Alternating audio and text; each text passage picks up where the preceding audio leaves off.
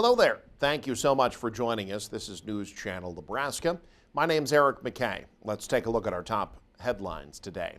Beginning in Norfolk, where federal investigators have released their preliminary findings after a plane crash. The crash happened 7:30 p.m. October 7th. A Beech C-99 airplane was completely destroyed, killing the 37-year-old pilot, Philip Widner. National Transportation Safety Board investigators say the plane departed from the runway and climbed before entering a left bank turn and descending. The site of the impact only about 600 yards southeast of the runway. Cockpit instruments were damaged by fire, and investigators say didn't contain any useful readings. The airplane was retained for further examination. The NTSB will be releasing a final report at the conclusion of its investigation, which they say could take several months, if not years. Emergency services are back at a Nebraska hospital damaged by an explosion earlier this month. Officials with Avera St. Anthony's Hospital in O'Neill announced Tuesday that their emergency and inpatient care service departments are back open. The services had been moved to a nearby community center following an explosion at St. Patrick's Catholic Church that damaged the hospital and a number of other adjacent buildings. Hospital officials say they're still utilizing a temporary entrance on the building's north side while their facility undergoes repairs. The emergency department's currently operating out of a repurposed space in their inpatient area. But hospital officials say they hope to have repairs made to their emergency department soon and say they're cautiously optimistic that their surgical and labor and delivery services will soon reopen as well. The USDA says the evidence does not point to ground beef as the probable source of an E. coli outbreak linked with McDonald's Quarter Pounders. The fast food giant resuming Quarter Pounder sales in all of its restaurants this week. Colorado's Department of Agriculture also tested the beef patties from the restaurants associated with the outbreak and said they were also negative for E. coli. McDonald's says based on those findings and data they got from the U.S. Centers for Disease Control and Prevention, they're confident in ruling out the beef patties as a source of contamination. But dozens of people reported eating Quarter Pounders before becoming sick with an E. coli infection. The outbreak has led to at least 75 illnesses across 13 states, including 22 hospitalizations and 1 death. Most of the illnesses were in Colorado, but 11 cases were reported in Nebraska. The U.S. Food and Drug Administration has said slivered onions are the most likely source of the contamination. The supplier, Taylor Farms of Colorado, removed yellow onions from the market. Well, we're a week away from the general election, and it's nonstop work for county clerks and election commissioners now, as registration for the election came to a close on Friday. Doug Kennedy has more.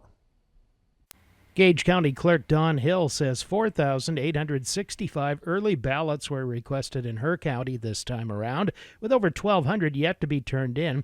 There's a lot to consider in this election, from national, state, and local offices to a bevy of ballot issues. The thing that I guess we have really noticed and could be hopefully not an issue for us is the amount of spoiled ballots that we've been getting.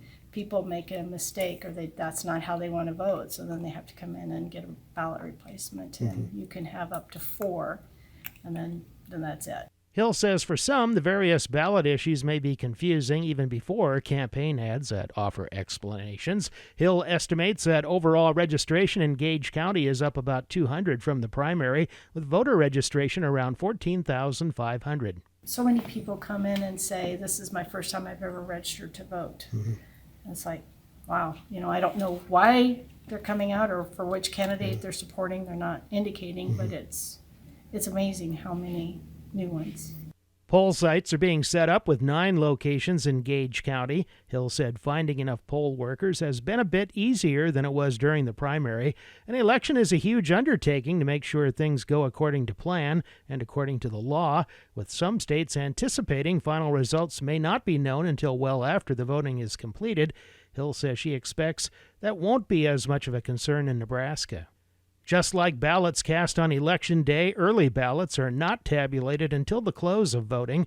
Ballots that come into the clerk's office are time-stamped and logged in to show they were received.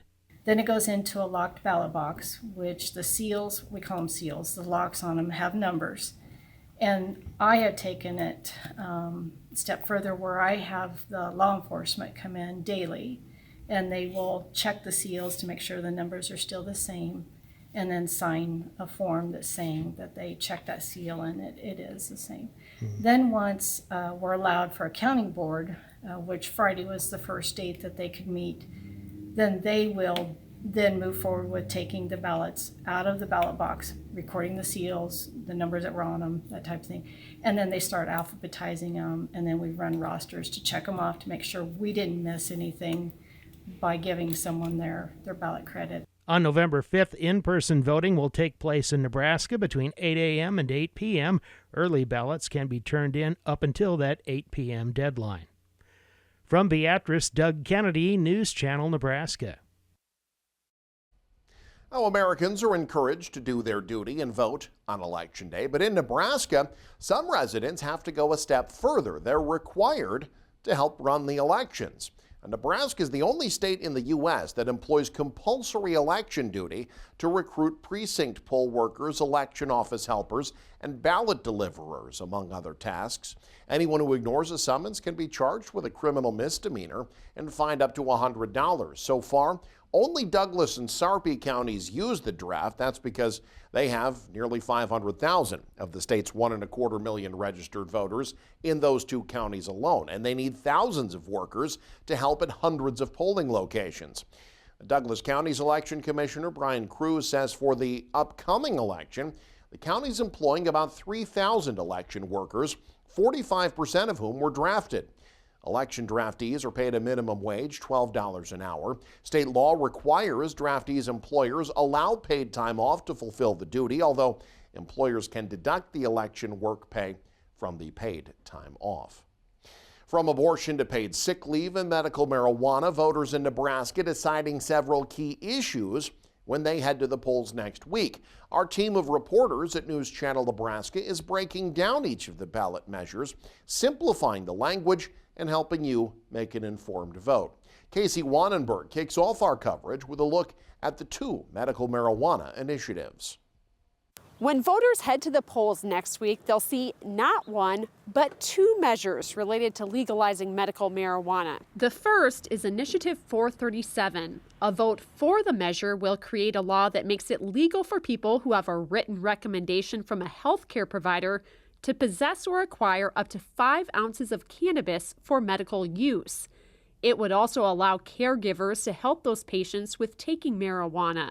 A vote against simply means such a law will not be created.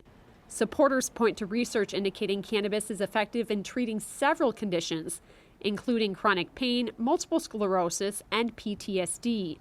Opponents argue that the initiative contradicts federal law and allows medical recommendations from providers who don't necessarily have an established relationship with the patient.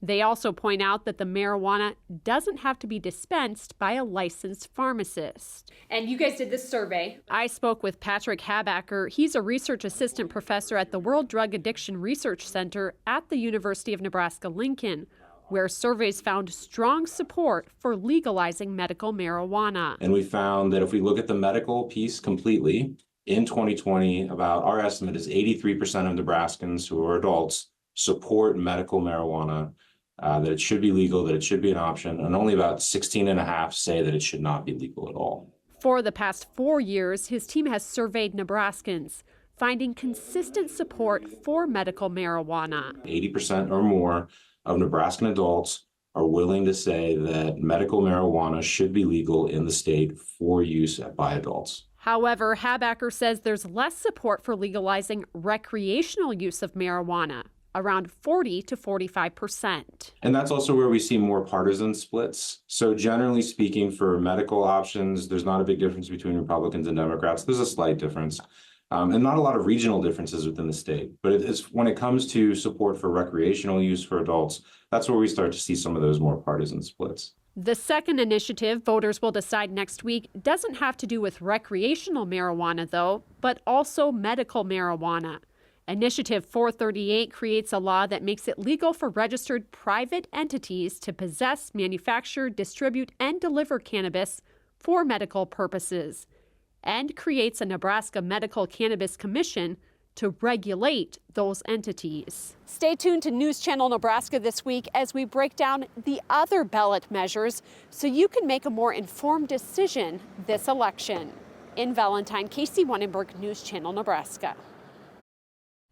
And finally, automatic refund rules are now in effect for canceled or significantly delayed flights, and there are now other regulations that cover the refunds for fees. Amy Kiley has all the details.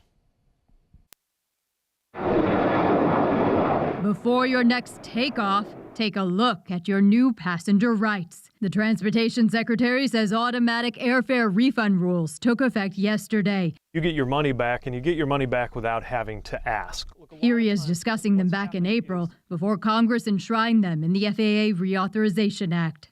When an airline knows that anybody on a flight that's going to get canceled is going to get their money back, it gives them more of a reason to make the investments and the realistic schedules that prevent that from happening to you in the first place. If your flight is disrupted and you don't rebook, you get an automatic cash refund within 20 days. That applies to cancellations, domestic delays of 3 or more hours, and international delays of at least 6 hours. Separate rules mandate a luggage fee refund if you don't get your bag by a certain time, and refunds for prepaid services like seat selection and Wi-Fi if you don't receive them. I think airlines are just going to have to realize that consumers, you can't just capture them forever with bad policy. A group representing major airlines says it's on board with automatic refunds, though the rules have faced pushback from the industry. The market got distorted with some of these tactics in which airlines basically had too much power over the consumers. I'm Amy Kiley reporting.